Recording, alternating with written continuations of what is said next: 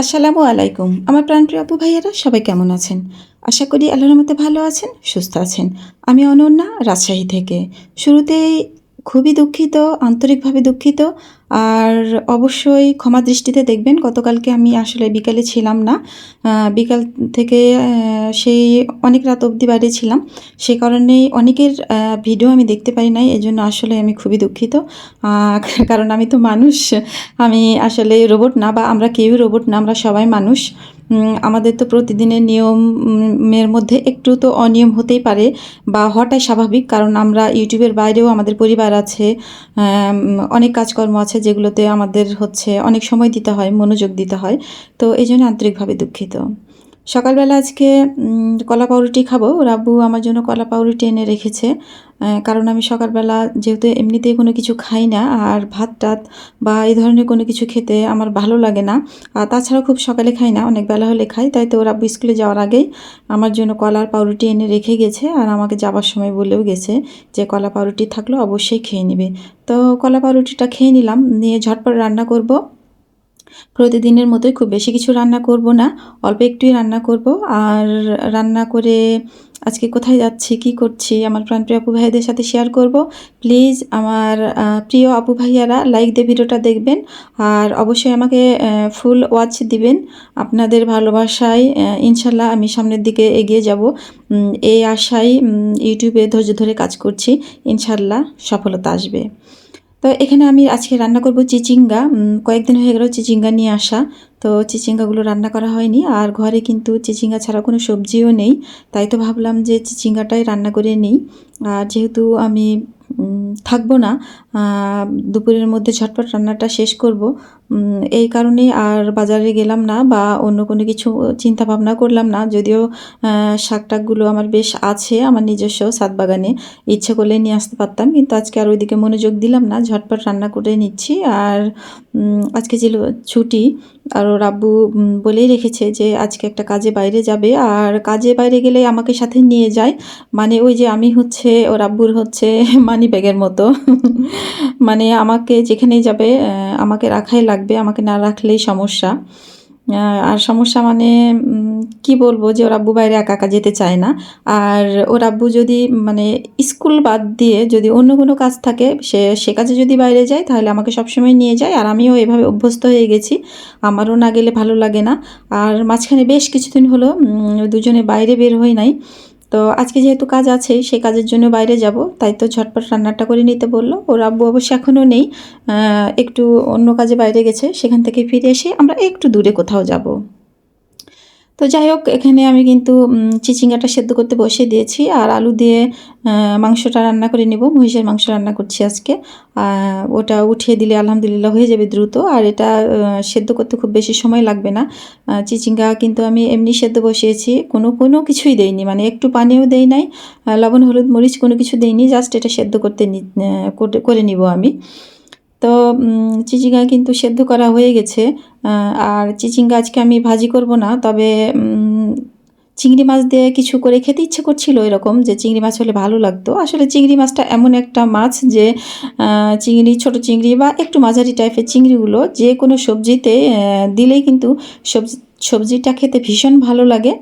তো অনেক দাম, সে কারণে নেওয়া হয়নি। তো আমি আজকে কিন্তু এই চিচিঙ্গার ভর্তা করছি, আর এটা কিন্তু ব্লেন্ডারে ব্লেন্ড করে নিয়েছি। আসলে আমি ব্লেন্ডারে এরকম করে সবজি ব্লেন্ড করে খেতে মোটেও পছন্দ করি না, আমার ভালো লাগে না।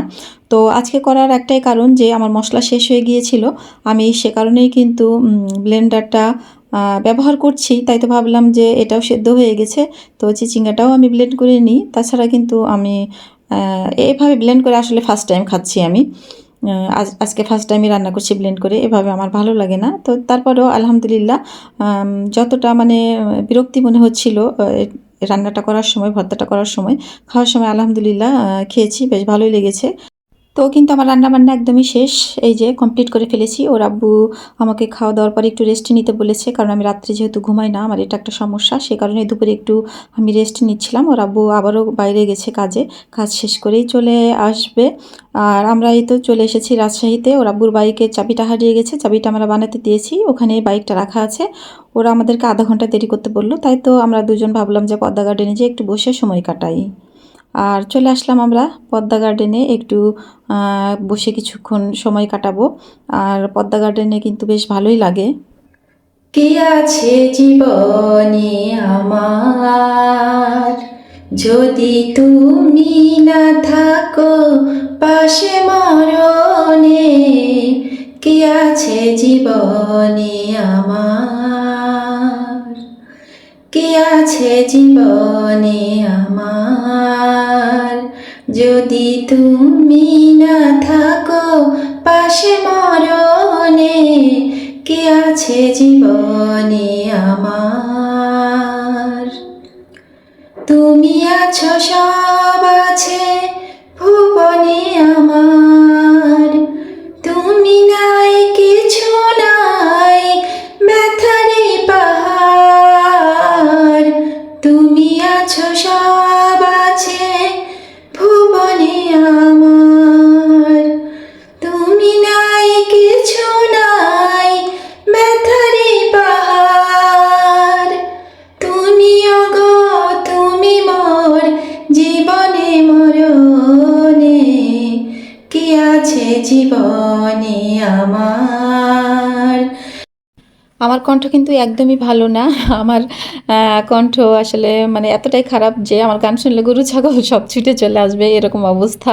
তো যাই হোক, ওখানে বসেছিলাম, ওই রকম পরিবেশ দেখে মনে হচ্ছিল যে দুটা লাইন গান গাই, কিন্তু সেটা কখনোই সম্ভব নয়। তবে সময় সুযোগ হলেই ওর আব্বু আমাকে মাঝে মাঝে গান শোনায়, যেমনই কণ্ঠ হোক আমাদের, আমিও ওর আব্বুকে গান শোনাই। এটা খুবই বেশি আমাদের মধ্যে হয়ে থাকে।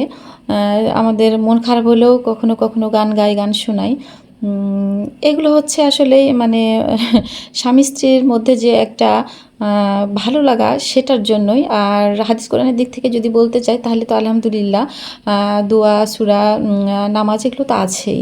তো যাই হোক, অবশেষে অর্ডারটা নিয়ে আসলো ছেলেটা, আর ওর সঙ্গে আমি আরও একটু গল্প করছিলাম, ওর নাম কি, বাড়ি কোথায়, ওর বাবা কী করে, কয় ভাই বোন, এগুলো ওর সাথে কথা বলছিলাম। তো ওই আমাদেরকে খাবারটা দিয়ে গেল। এখানে দুইটা চিকেন ফ্রাই অর্ডার দিয়েছিলাম আমরা দুজনের জন্য, দুইটা। আর জুবাইরের জন্য কিন্তু পিৎজা নিয়ে এসেছিলাম, একদম সহজ পিৎজা।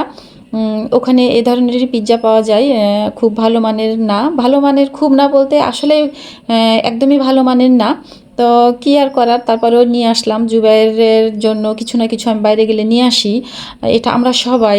আমার বড় ছেলে ও বাইরে গেলে ওও আনতো, যেহেতু জুবাইর আমার ছোট। তো নিয়ে এসছি, নিয়ে এসে আমি একটু খুলে দেখছিলাম যে কেমন। জুবাইরকে এখন এই পিৎজাটা দিয়ে দেবো। জুবাইর পিৎজার কথা শুনে খুব খুশি হয়েছে, কিন্তু আমি জানি যে খেতে বসলেও খুব একটা সন্তুষ্ট হবে না, কারণ এই পিৎজাগুলো অতটা টেস্টি হয় না। তো যাই হোক, আমার প্রাণপ্রিয় আপু ভাইয়ারা, ভিডিওটা কেমন হলো অবশ্যই কমেন্টস করে জানাবেন, এবং সবাই ভালো থাকবেন, সুস্থ থাকবেন। আল্লাহ হাফেজ।